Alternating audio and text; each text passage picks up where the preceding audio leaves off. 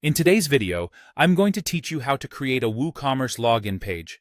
If you're running an online store with WooCommerce, one essential aspect you'll need to address is creating a seamless experience for your customers as they access their accounts.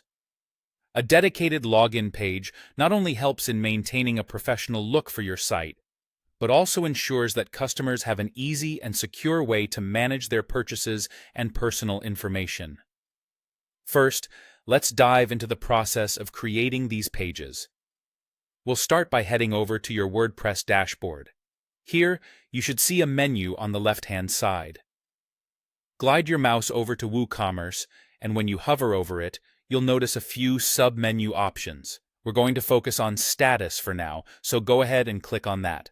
Once you're in the Status section, you'll see several tabs at the top of the page. You're likely in the System Status tab by default, but what we need is the Tools tab.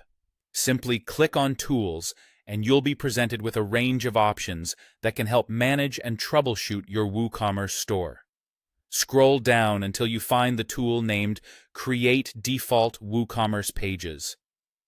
Now, this tool is particularly useful because it automatically generates essential WooCommerce pages that are necessary for your online store, and generating them takes just the click of a button.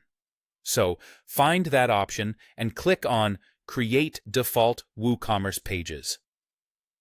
It might take a few moments, but WooCommerce will work its magic in the background to create these pages for you, which includes the login page along with other important pages like the shop, cart, and checkout pages. By automating this process, WooCommerce saves you valuable time, ensuring that these pages adhere to the industry's best practices in terms of structure and functionality. Now that you've initiated this, your login page will be automatically created with the proper layout and integrated features that WooCommerce provides by default. Moving forward, you can customize this page according to the look and feel of your website. You may want to change the design to better match your brand's aesthetic or add specific functionalities.